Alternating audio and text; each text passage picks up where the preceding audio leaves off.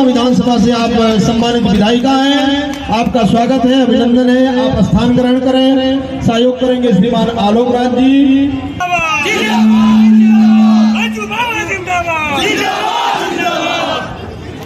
Regiment लेकर रहेंगे, regiment लेकर रहेंगे। आपकी भाषा में करना चाहूंगा। पहले तो मैं ब्रिगेडियर साहब को दिल से जितना आभार व्यक्त करना चाहूंगी उतना कम है, क्योंकि अगर आप किसी कार्य के लिए आगे बढ़ते हैं तो पहले आपको उसकी जानकारी होनी चाहिए। और आपको ब्रिगेडियर साहब इसलिए हम दिल से आभार व्यक्त करते हैं कि आहिर रेजिमेंट की लड़ाई के लिए आज नहीं, लगातार संघर्ष कर रहे हैं, लेकिन आज आपने युवाओं के दिल में, हमारे अभिभावकों के दिल में आपने पूरी कहानी बता करके जो अहिर समाज का गौरव है उसका आपने काम किया। इसलिए पुनः आपको इस मंच से, देवघर की धरती से बहुत नमस्कार और आभार व्यक्त करना चाहती हूँ। आपको पता होगा कि हम अहिर रेजिमेंट की मांग क्यों कर रहे हैं। इसमें कोई जाति धर्म की बात नहीं भाई बंधु, हमारे उन वीर अहिरों की सच्ची श्रद्धांजलि देते हैं तो उसके लिए हमें ये लड़ना होगा, हमें अपना लक्ष्य पूरा करना होगा। तो मैं उधर नहीं जाके आप सबसे बस एक ही आग्रह, एक ही विनती, हम किसी भी दल में रहें, हम कोई पार्टी में रहें, लेकिन ये मंच हमारा अखिल यादव महासभा, और आपको गर्व होना चाहिए। अगर हम एक पार्टी के बूथ अध्यक्ष भी हैं या एक वार्ड पार्षद भी हैं, हम सब एक हैं और एक ही रहेंगे। समाज के उत्थान के लिए, विकास के लिए हम एक मंच में ये मुट्ठी बन करके बात आगे रखेंगे। आज आपको मैं एक छोटी सी बात बताना चाहूंगी, क्योंकि आपने अहिर रेजिमेंट की बात तो बता दी। आप सभी यहाँ पर अभिभावकगण हैं, आपसे एक बात जरूर पूछना चाहूंगी, लेकिन आप बुरा ना मानेंगे तो। मंच सभी सम्मानित मंच है, यहाँ हमारे सुरेश भाई है, हमारे सभी लोग आदरणीय सब हमारे अभिभावकगण हैं। भाई बंधु, हमारा अहिर का एक पहचान गौवंश की सेवा करना। आज हम अपने को बड़े दिखाने के लिए गौवंश को दूर हम कुत्ता पालने लगे। अरे भैया, आज हमारा गर्व गौवंश की रक्षा करना। हम अपने युवा भाई बंधु को क्या बताने वाले हैं, हम अपने आने वाली पीढ़ी को क्या समझाने वाले हैं? क्या हम कहेंगे कुत्तों से सावधान? आज गेट में बड़ा बड़ा लिखा रहता है कुत्तों से सावधान। क्यों भैया? वहाँ गौ माता को रखिए, लक्ष्मी है लक्ष्मी। आज बच्चों को अगर पढ़ाना है तो ये श्रीमद् भागवत कथा दीजिए उनके हाथों में। ये हमने आज नहीं, जब हम किन्हीं से मिलते हैं तो हम लोग देते करते 2 लाइन पढ़ लो भैया। श्री कृष्ण जी के वंशज हम और आप आज गर्व महसूस करिए कि हमने यदुकुल में जन्म लिया है और हम एक सच्चा यादव हैं।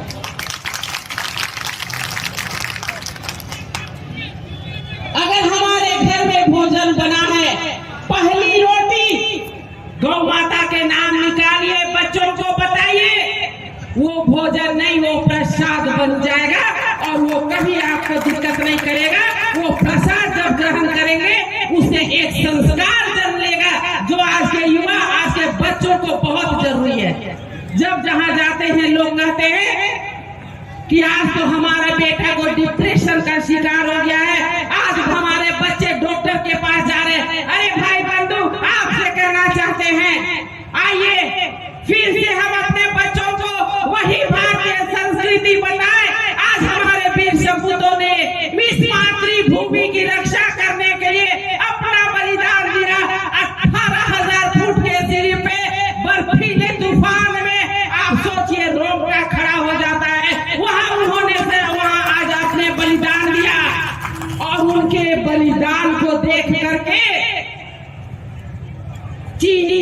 दुश्मन भी उनके सीना पे बहादुर शब्द लिख करके रख दिए, उनके सर के पास बंदूकें रख दी कि ये हमारे बहादुर सिपाही हैं। आज उनके लिए तो कम से कम शाम का जो इवनिंग कॉलेज होता है उसे बंद करिए, हाथ जोड़ के प्रार्थना।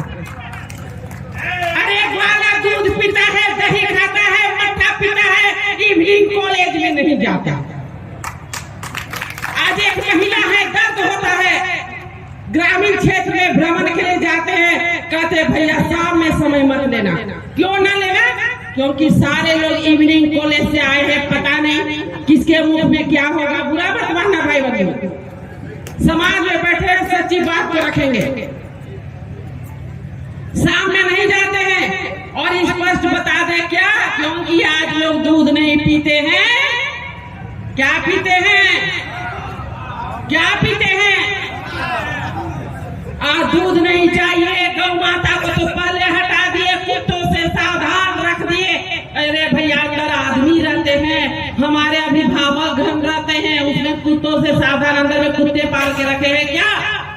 हमें दूध और मट्ठा और दही चाहिए, दारू बिल्कुल नहीं चाहिए।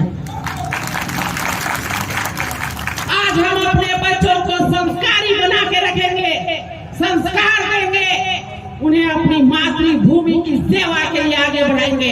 एक बात बताएं, ये 5 उंगलियां देख रहे हैं ना, ये 5 उंगलियां आपस में एक दिन खूब लड़ाई कर रही थी, तू मैं, तू मैं, तू मैं। सामने से एक अभिभावक गुजर रहे थे, अभिभावकों को तो आशीर्वाद देना काम होता है। उन्होंने पूछा, अरे भैया ये तुम लोग 5 उंगलियों क्यों तू मैं करके लड़ाई लड़ रहे हो? तो ये 5 उंगलियों ने कहा, अरे भैया हम बड़े हैं लेकिन ये तो मानता ही नहीं। कहा अच्छा ये बात है, खुद को बड़ा कहलाना है? बताओ भैया बताओ, तुम बड़े कैसे हुए? सबसे पहले आई इस अंगूठे की बात। इसे पूछा गया, भैया तुम ही बता दो कौन बड़ा है? अंगूठे ने कहा, अरे भैया बताओ, जब कागज में हम अंगूठा लगा देते हैं तो वो संपत्ति मेरी हो जाती है कि नहीं होती है? अभिभावक जी ने कहा, अरे हाँ हो तो जाती है। तो अंगूठा ने कहा, तो बोलो मैं बड़ा हूँ ना? कहा हाँ भाई ये तो बात सही है, अंगूठा तो जैसे ठिप्पा मारता है वो सारी चीज तो उसकी हो जाती है। कहा बाबा भैया तुम भी बता लो। तर्जनी से पूछा गया, तुम भी बता लो। इसने कहा, जब राक्षस रूपी पापियों का भरमार होता है तो श्री कृष्ण जी ने सुदर्शन चक्र किसमें रखा था? इसने कहा, अरे भाई हाँ, सुदर्शन चक्र तो श्री कृष्ण जी ने यही तर्जनी में उठाया था। अभिभावक चुप। अरे भाई इसका तर्क तो बहुत अच्छा है। मधुआ से पूछा गया, अरे तुम क्यों अपने आप को बड़ा करा? कहे भैया इसे 5 उंगली कर दो, देखो सबसे बड़ा कौन है? ये अपने लंबा चौड़ा बड़ा है भाई, तो उसे बड़ा बताने की कोई आवश्यकता है क्या? कहा नहीं भैया नहीं। आया इसमें बारी, आप देख रहे कनिष्का के बगल में, मधुआ के बगल में, ये भैया तुम क्यों बोल रहे हो अपने आप को बड़े? इसने कहा, जब 2 परिवार को मिलाने की बारी आती है अंगूठी किसमें पहनाते हैं? सारे लोग परेशान, सबका एक से एक तर्क। लास्ट में बेचारा दुबला पतला बेसहारा ये कनिष्का का तो ये बैठा हुआ है। पूछा, सबने तो अपने अपने तर्क दिए, अब तुम भी बता दो तुम अपने आप को बड़ा क्यों बोल रहे हो? इसने कहा, अरे भैया मेरी बात सुनोगे तो कान के पर्दे फट जाएंगे। ऐसी बात है क्या? बताओ तो जरा। इसने कहा, अरे याद है जब इंद्रदेव नाराज हो गए थे, वृष की गलियां पानी से लबालब भर गई थी, पूरा वृंदावन बहने लगा था, गोवर्धन पर्वत किसने उठाया? अब बोलो, श्री कृष्ण जी ने गोवर्धन पर्वत किसने उठाया था? अभिभावक परेशान, कहे भैया 5 उंगलियों ने अपने बड़े होने का सबूत ऐसे दिया, इनको हम मना नहीं कर सकते हैं।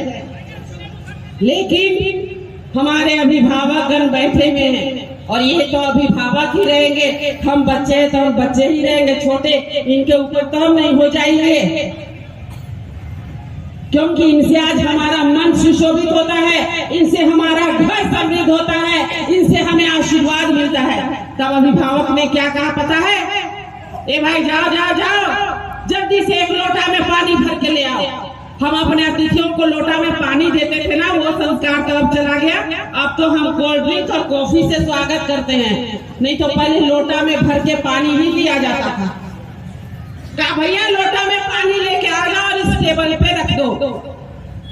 गया भाई, लोटा में पानी भर के ले आया, टेबल पे रख दिया।